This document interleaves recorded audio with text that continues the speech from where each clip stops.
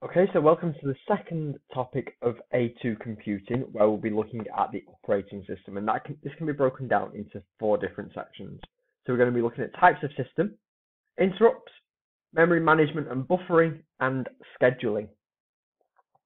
Okay, so first of all, the 6 different types of operating system, and the first type is single tasking. So the OS supervises the loading and running of one program, sometimes referred to as a process or a task, and that's one program or task at a time, and the input and output of data to and from peripheral devices. A typical example will be an early PC running MS-DOS. This could only be used by one person at a time, and they could only use one program at a time. We also have batch systems, so an OS that works in a batch mode will run a series of programs or jobs allocated to it in a batch file. Typically, this may be set off running at the end of the day and left to run all night. The obvious example will be updating a master file with a transaction file. The important thing is that once the batch process begins, there is no human interaction required. It runs without the need of any user input. We have multi-programming systems, so this type of OS allows more than one program to be held in main memory at the same time. Although the CPU can only be running the code for one of the programs at a time, it does allow it to have one program performing input and output operations while it is processing another. Or if time slicing is used, it can give each process a fair allocation of its processor time, and we'll come on to time slicing in a couple of slides' time. Multi-programming usually involves either or both multi-access and multitasking. So multi-user or multi-access, traditionally this is the type of OS used on mainframe computers and is another form of multi-programming. The OS handles several different programs running at once, but these programs can be owned by different users attached to the computer from terminals. The processor again allocates time slices to each program so that each user's program appears to be running at the same time. This is often referred to as a time-sharing system. We have multitasking operating systems, and a multitasking OS is an example of multi-programming, and the terms are used interchangeably. An example of a multitasking OS is Windows 7, where there can be different programs in memory and appearing to run at the same time. The users switch between tasks and applications. Obviously, a single processor is actually only able to run one process at a time, and a time-sliced based scheduling policy is used. And finally, we have standalone operating systems. So a standalone OS is one which runs on a single computer and is not designed to connect to others via a network, for example, the internet. MS-DOS had no built-in networking facilities, so is an example of single tasking, standalone operating system. This may benefit security, as there's a reduced chance of hacking or unauthorized access via a network, and it's not susceptible to network failure. However, it can't communicate or share devices, software, or data. Okay, so I've been talking about polling and time slicing. So polling involves the computer checking whether each connected device is ready to receive or has data to send. For example, a mainframe computer with dumb terminals attached might deal with each terminal in turn, checking whether each process or whether each terminal requires any data processing. And as you can imagine, this is a very time-consuming process. It's inefficient as it wastes time, and the interrupt-driven systems, which we'll come on to in a bit, are far better, as in that situation, each device that requires attention sends a signal to the processor, and the processor can deal with each in turn if there are more than one interrupts. It's a bit like a teacher asking each child in turn if they need help, compared to going around the class asking each child if they need help, rather than telling them to put the hand up if they need help. So each terminal generally gets a small amount of time, usually a fraction of a second, and this is called a time slice. The operating system switches between the different processes, giving the illusion that it is running all of the tasks simultaneously. Okay, so interrupts. An interrupt is a signal or message from a device or software to the operating system, which may cause a break in the execution of the current routine because it is requesting attention. If the operating system acknowledges the interrupt, it will suspend the current task it was carrying out, knows where to come back to so it can resume that process, and loads an appropriate interrupt handler. Each type of interrupt can have an interrupt handler, which is a program or subroutine designed to deal with the situation appropriately. For example, an interrupt from a printer reporting it is out of paper could result in an interrupt handler displaying a message box asking the user to put more paper into the printer. Okay, so we have several different types of interrupts. So we have interrupts generated by the running process. So the program may interrupt itself to perform import or output tasks, for example, to communicate with the user, read or write to the disk, or print a job. There's I/O interrupts, so these are initiated by the input-output hardware and signals to the CPU that an input-output operation is complete, that an error has occurred, or that the device is now ready. For example, a printer is ready to accept more data. Have user interrupts because perhaps caused by the operator pressing a break key.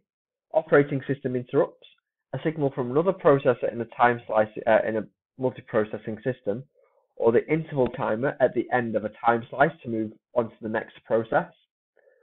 Restart interrupts, so these occur when the operator presses the restart button. Program check interrupts, these are caused by various program errors such as a division by zero, and machine check interrupts, so these are caused by malfunctioning hardware. So some processes or interrupts are more important than others and have a higher priority. Interrupts with the highest priority have to be dealt with first before the others, so they can jump the queue. It's a bit like having a fast track ticket at Alton Towers and being able to jump the queue and get on the ride quicker. Some exam board examples of a high priority interrupt are impending data loss, impending software or hardware failure, and imminent power failure has been detected. Slow speed devices such as printers are given a high priority since they are more liable to get behind with what they are doing and so should be allowed to start as soon as possible so they do not eventually hold up processing. So on the next slide, we'll be looking at an example that illustrates how a system can deal with interrupts that occur. The devices could be a printer, a disk drive, and so on. The interrupts could be the disk drive requiring more data to be sent to it. The OS will always interrupt a program that is running, labeled the main program in the diagram, to service a device that requires more attention, as this enables the devices to continue to be used. Okay, so first of all, our main program is receiving processor time. Our main program is running. Device 1 interrupts, so the main program is suspended, and device 1 is now receiving our interrupt time.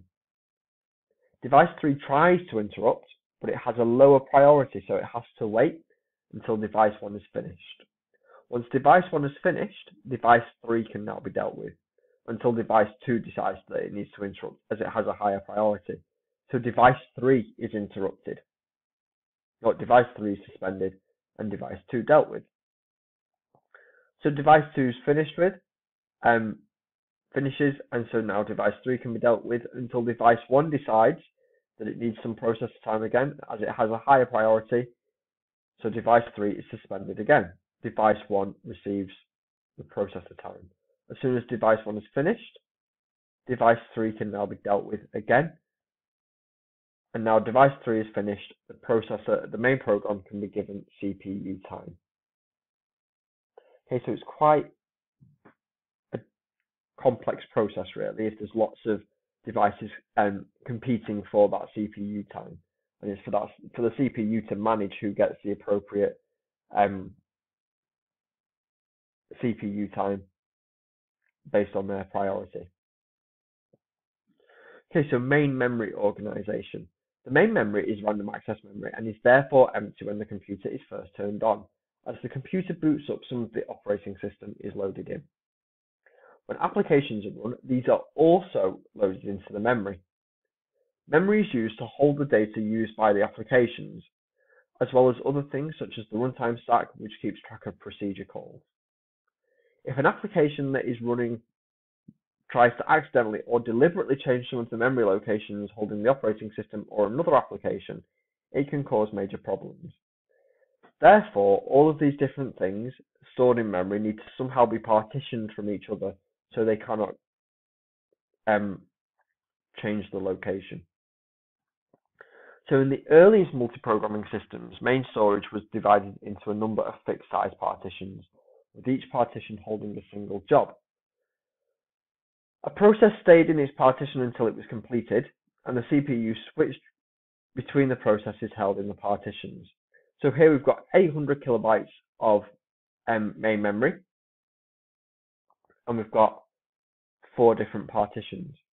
Okay, but as you can see, it's not necessarily the most effective way, as a lot of memory has been wasted, and it will be unlikely that the jobs would exactly fill the partitions. In this example, no more than 4 programs can be running at the same time, and none of them can be larger than 200K in size. So variable partitioning became a method that software engineers started experimenting with, where each program is allocated its own partition of the correct size. So in this example, again, we have 800 kilobytes of data or main memory, but we have 5 programs in there. So the above program shows how 5 programs can be fitted, including one program which is 300 kilobytes in size. On the previous system, on the fixed size memory partitions, that wouldn't have been possible. In this method, only 30K is wasted. At first glance, this does seem a much better scheme. But consider the next diagram, when programs 2 and 4 have finished, and 2 new programs have begun, occupying 70 and 40. Okay, so now gaps are beginning to form. 130 kilobytes are wasted.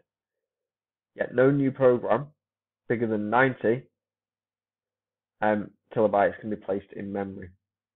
Algorithms to try and fit programs into the best places have been developed, but can't avoid this kind of problem. These gaps need to be cleaned up every so often. The system is therefore more complex to operate.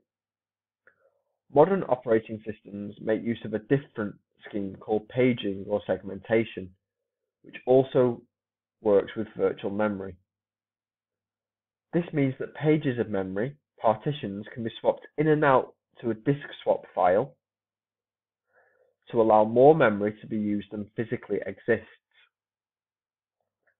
If partitioning is used, then the programming code has to be relocatable. It should be loaded so that it can be loaded in, or written so it can be loaded in any partition, rather than requiring a specific partition to become available. And this is something we'll discuss in more detail in our software engineering topic later in the year. Okay, so that's the end of this video. Video 2 will be coming right up.